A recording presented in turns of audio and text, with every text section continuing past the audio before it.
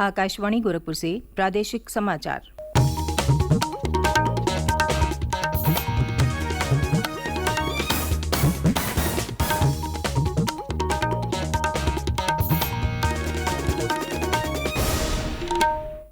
नमस्कार, समाचार बुलेटिन के साथ मैं सुकीर्ति अस्थाना। पहले मुख्य समाचार। योगी आदित्यनाथ की अगुवाई में गोरखपुर में गोरखनाथ मंदिर से निकली शोभा यात्रा। मुख्यमंत्री ने कहा, इस वर्ष की विजयदशमी और दीपावली बेहद खास। प्रदेश भर में श्रद्धा और हर्षोल्लास के साथ मनाया गया विजयदशमी पर्व। जगह जगह मां दुर्गा की प्रतिमाओं के विसर्जन का क्रम जारी। मुख्यमंत्री योगी आदित्यनाथ आज परिषदीय विद्यालयों में करेंगे स्मार्ट क्लास का लोकार्पण। 1086 विद्यालयों में शुरू होगी ये सुविधा। और प्रदेश को फार्मा इंडस्ट्री का हब बनाने के लिए ललितपुर में बनाया जाएगा बल्क ड्रग पार्क। फार्मा उद्यमियों को कई तरह की रियायतें देगी राज्य सरकार।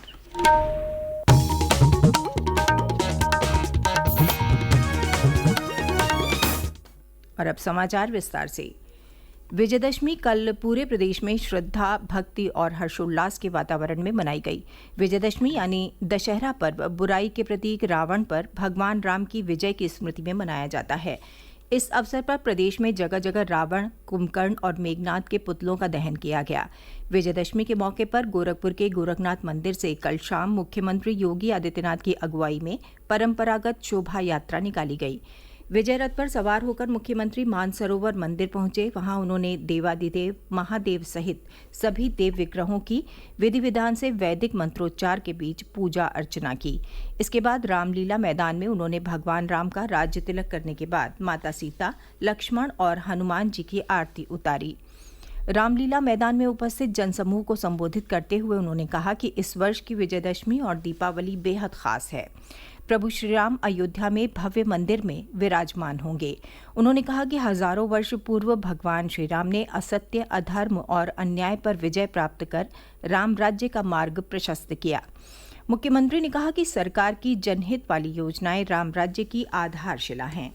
उन्होंने कहा कि प्रधानमंत्री नरेंद्र मोदी ने 4 करोड़ गरीबों को प्रधानमंत्री आवास, 12 करोड़ गरीबों को शौचालय तथा 80 करोड़ लोगों को मुफ्त राशन देकर राम राज्य के आदर्शों को आगे बढ़ाया है।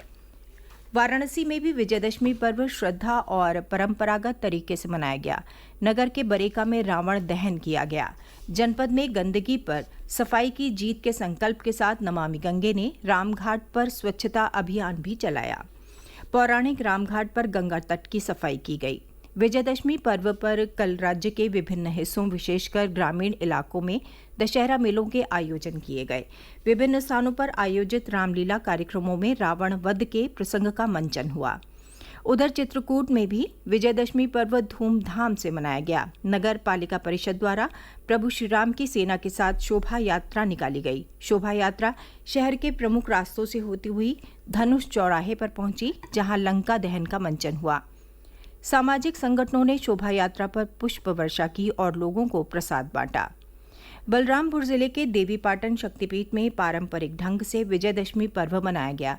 यहां दूर दूर से पहुंचे श्रद्धालुओं ने शक्तिपीठ परिसर में स्थापित गोरक्ष गद्दी का संतों के साथ पूजन किया।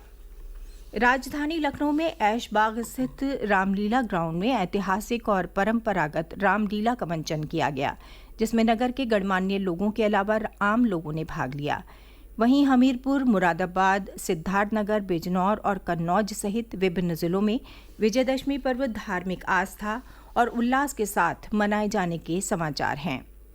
उधर शारदीय नवरात्र पर सजाए गए पूजा पंडालों से मां दुर्गा की प्रतिमाओं के विसर्जन का क्रम कल सुबह से ही शुरू हो गया। श्रद्धालु मां के जयकारे के साथ प्रशासन द्वारा निर्धारित स्थल पर प्रतिमाओं को विसर्जित करने में जुटे रहे। पर्यावरण को ध्यान में रखते हुए विसर्जन के लिए सभी जिलों में प्रशासन की ओर से कृत्रिम पोखरे बनाए गए हैं। सभी दुर्गा समितियों को उन पोखरों में ही प्रतिमा विसर्जित करने के लिए प्रेरित किया जा रहा है। नदियों में प्रतिमा का विसर्जन न हो, इसकी निगरानी की जा रही है। आज भी प्रदेश के विभिन्न हिस्सों में दुर्गा प्रतिमाएं विसर्जित की जा रही हैं। इसके लिए सुरक्षा के कड़े प्रबंध किए गए हैं। आगामी दिवाली और छठ पूजा में यात्रियों की सुविधा को ध्यान में रखते हुए रेलवे प्रशासन ने कई विशेष ट्रेनें चलाने का निर्णय लिया है। ये ट्रेनें दिल्ली, मुंबई और पंजाब सहित कई प्रमुख शहरों के लिए चलेंगी। पूर्वोत्तर रेलवे के मुख्य जनसंपर्क अधिकारी पंकज कुमार सिंह ने यात्रियों से विशेष ट्रेनों के संचालन का लाभ उठाने की अपील की है। प्रादेशिक समाचार आप आकाशवाणी गोरखपुर से सुन रहे हैं। ये समाचार बुलेटिन हमारे YouTube channel AIR news Gorakhpur और ट्विटर हैंडल AIR न्यूज़_GKP पर भी उपलब्ध है।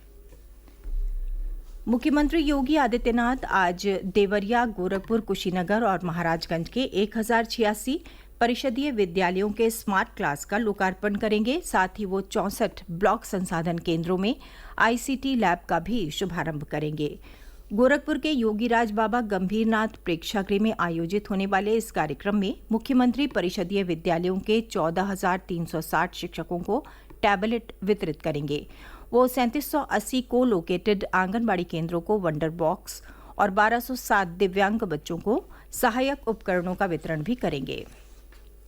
प्रधानमंत्री नरेंद्र मोदी 29 अक्टूबर को सुबह 11 बजे आकाशवाणी पर मन की बात कार्यक्रम में देश विदेश के लोगों के साथ अपने विचार साझा करेंगे। ये मासिक रेडियो कार्यक्रम की 106वीं कड़ी होगी।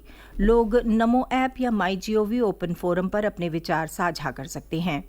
वो टोल फ्री नंबर 1800-117800 भी डायल कर सकते हैं और प्रधानमंत्री के लिए अपना संदेश हिंदी या अंग्रेजी में रिकॉर्ड कर सकते हैं।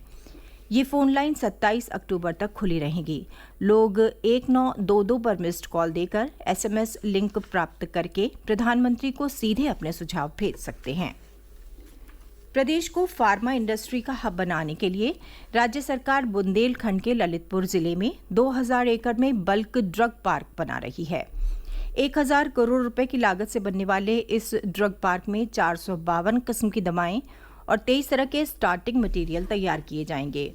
राज्य सरकार ने फार्मा उद्यमियों को 12 तरह की रियायतें देने का भी फैसला किया है, जिनमें ब्याज पर अनुदान, SGST रिफंड, स्टैंप ड्यूटी, पंजीकरण शुल्क, इलेक्ट्रिक ड्यूटी में छूट रहेगी। इसके अलावा भाड़े, air cargo handling, patent registration, quality certification पर भी सब्सिडी अनुमन्य होगी। इस ड्रग पार्क से प्रदेश में 1 लाख करोड़ रुपए का निवेश होगा और लगभग 1.5 लाख रोजगार सृजित होंगे। प्रदेश के विकास को गति देने के उद्देश्य से राज्य सरकार नदियों के तल में मौजूद उप खनिजों का पता लगाने के लिए सर्वेक्षण कराने जा रही है। खनन विभाग के दिशा निर्देशों पर बाराबंकी जिले में घाघरा और गोमती के तल में मौजूद उप खनिजों की स्थिति का पता लगाने के लिए व्यापक सर्वे की योजना बनाई गई है। योजना के तहत घाघरा नदी के 35 हेक्टेयर और गोमती नदी के 12 हेक्टेयर से अधिक क्षेत्र का सर्वे किया जाएगा। इस योजना का उद्देश्य नदियों के जलस्तर में सुधार और खनिजों की मात्रा को संरक्षित करना है। प्रदेश में मेरी माटी मेरा देश अभियान के तहत विभिन्न कार्यक्रमों का आयोजन हो रहा है। इसी कड़ी में बागपत जिले में आज ब्लॉक मुख्यालयों से अमृत कलश यात्राएं जिला मुख्यालय पहुंचेंगी, जहां से प्रत्येक ब्लॉक, कस्बा और नगर से एक एक कलश युवा स्वयं सेवक को सौंपा जाएगा। 26 अक्टूबर को स्वयं सेवक कलश लेकर लखनऊ के लिए रवाना होंगे। मोटा अनाज वर्ष के तहत राज्य सरकार आगामी 27 से 29 अक्टूबर तक लखनऊ के इंदिरा गांधी प्रतिष्ठान में 3 दिवसीय श्री अन्न महोत्सव और राज्य स्तरीय मिलेट्स कार्यशाला का आयोजन करेगी। मुख्यमंत्री योगी आदित्यनाथ इस कार्यशाला का शुभारंभ करेंगे। महोत्सव में कृषि विश्वविद्यालय और महाविद्यालय के विद्यार्थी हिस्सा लेकर मिलेट्स पर काम करने वाले किसानों और उनके कार्यों से अवगत हो सकेंगे। इस दौरान किसानों को सम्मानित भी किया जाएगा। कार्यशाला में हर जनपद से 50 प्रगतिशील किसान हिस्सा लेंगे, जिन्हें मिलेट्स उत्पादों के प्रति प्रेरित किया जाएगा। अंत में मुख्य समाचार एक बार फिर। योगी आदित्यनाथ की अगुवाई में गोरखपुर में गोरखनाथ मंदिर से निकली शोभा यात्रा। मुख्यमंत्री ने कहा, इस वर्ष की विजयदशमी और दीपावली बेहद खास। प्रदेश भर में श्रद्धा और हर्षोल्लास के साथ मनाया गया विजयदशमी पर्व। जगह जगह मां दुर्गा की प्रतिमाओं के विसर्जन का क्रम जारी।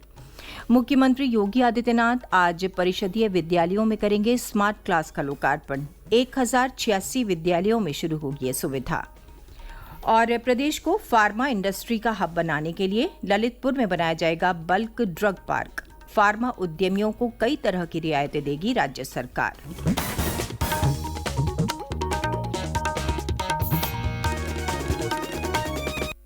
इसके साथ ही समाचार बुलेटिन समाप्त हुआ। नमस्कार।